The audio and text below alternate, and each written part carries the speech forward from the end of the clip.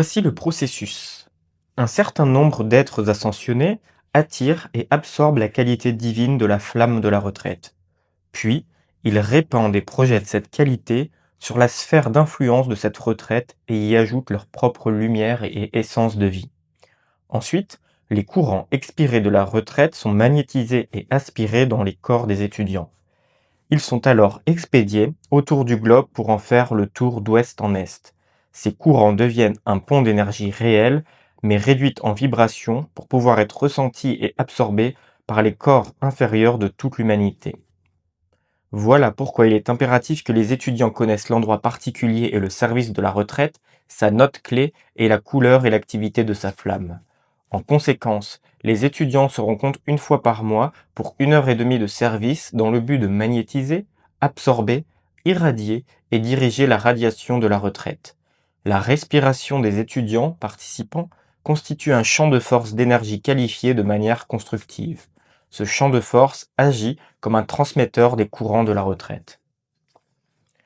Le Mahashohan suggéra l'utilisation de la respiration rythmique. Qu'est-ce que la respiration rythmique? C'est l'activité naturelle de la vie. Nous avons lu dans la Bible que des personnes avaient atteint l'âge de 900 ans et plus. Elles utilisaient la respiration rythmique. Comment notre galaxie a-t-elle été créée? Comment finira-t-elle? Par la respiration rythmique. Voici les 4 phases de cette respiration: inspiration, absorption, expansion et projection. Quand nous absorbons et projetons, nous marquons une pause et ne soufflons pas. Le Mahashohan est l'autorité de la respiration.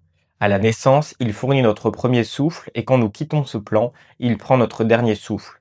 Aussi, est-il normal que ce soit lui qui ait suggéré ce service de transmission de la flamme.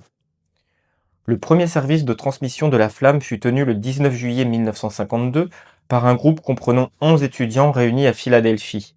Il eut pour effet d'intensifier l'action de la flamme de la liberté de Saint-Germain en Transylvanie.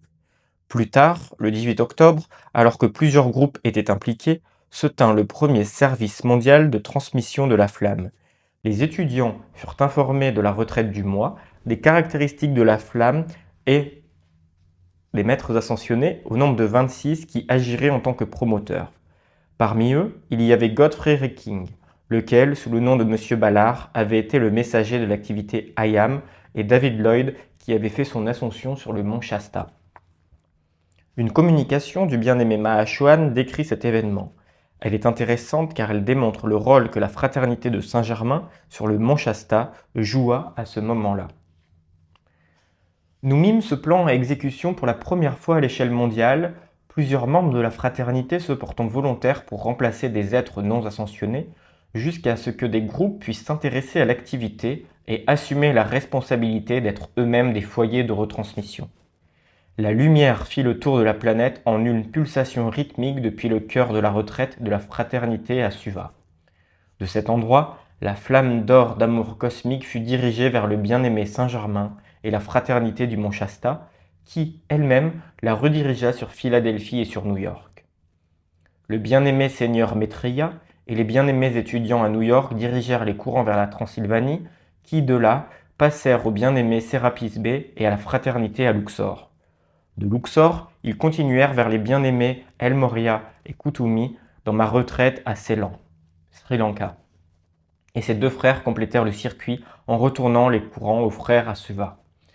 À l'instant où le grand Surya demanda à ceux d'entre nous qui se trouvaient à Suva d'inspirer la flamme qui constituait la pleine dynamique cosmique accumulée du service à la vie de Suva, chaque maître attira la flamme d'or dans son propre corps, lequel devint immédiatement, par l'intervention de cette essence concentrée, si brillant que son aura palpitait avec une puissance sans cesse grandissante, inconnue depuis les jours de la plus grande gloire de Mu.